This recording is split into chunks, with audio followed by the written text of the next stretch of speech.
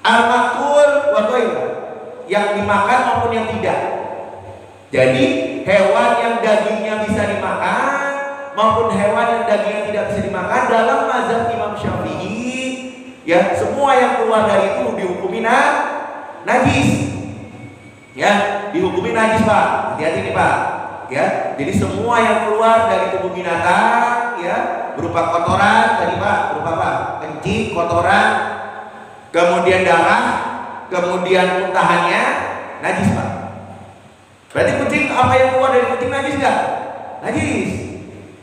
Apa yang keluar dari tai ayam? Najis.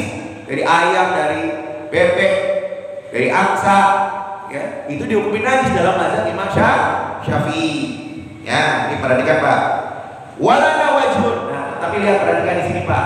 Ada satu pendapat, ya, satu pendapat dari mazhab Imam Syafi'i. Ini Pak, dari mazhab ini, ya. Ma yakulal umatun, ya, jadi dagingnya, Pak, ya, yang dagingnya bisa dimakan. Jadi hewan yang dagingnya bisa makan, kotorannya dan baunya, kencingnya itu suci. Nah ini, Pak, ini ada dua imam dari mazhab imam kita, Imam Syafi'i, yang menyatakan bahwa daging hewan yang kotoran dan kencing dari hewan yang bisa dimakan dagingnya itu suci. Siapa pendapat siapa, Pak? Qala Usturhuri, ya, dan Imam Runyani. Jadi Imam Usturi dan Imam Runyani menyatakan hewan yang dagingnya dapat dimakan, ya, itu kotoran dan air seninya atau air seninya tidak najis. Ya. Padahal di sini dikatakan, ya, padahal di sini dikatakan bahwa pendapat dari mazhab Imam Syafi'i itu najis, Pak. Sedangkan pendapat yang tidak najis adalah pendapat wa huwa mazhab Malik wa Ahmad. Jadi pendapatnya Imam Malik dan Imam Ahmad. Nah, apa dasarnya, Pak? Apa dasar mereka mengatakan bahwa hewan-hewan itu yang dapat dimakan tidak najis? Dasarnya adalah hadis dari Rasulullah SAW, ya, yang membolehkan sholat di kandang kambing. Di kandang kambing. Sholatlah kalian di kandang kambing dan janganlah sholat kamu di kandang unta. Nah, kambing itu adalah hewan yang dagingnya dapat dimakan. Maka ini dasar dari pendapat Imam Ahmad dan pendapat dari Imam Malik.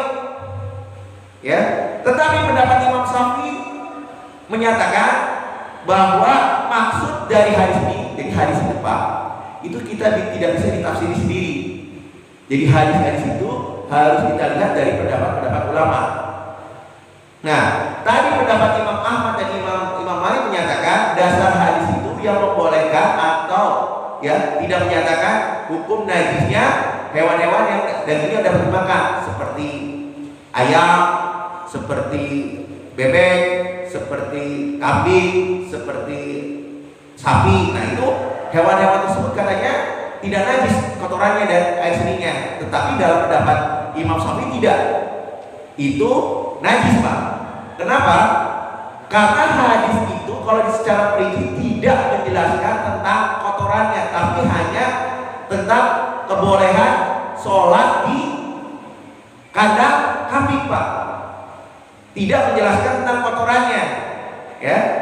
Kedua, dalam pendapat para imam, pendapat mazhab Syafi'i, ya, dikatakan, ya, bisa jadi, ya, itu, ya, ketika sholat di kandang kambing itu di atas alas, Pak, memakai alas, ya, tidak memakai alas, tidak langsung dari kotorannya, nggak mungkin, karena Nabi itu dan para sahabat nggak mungkin sholat ada kotoran di atasnya. Berarti dia sholat di kandang kambing itu berada di atas alas, pakai alas, Pak.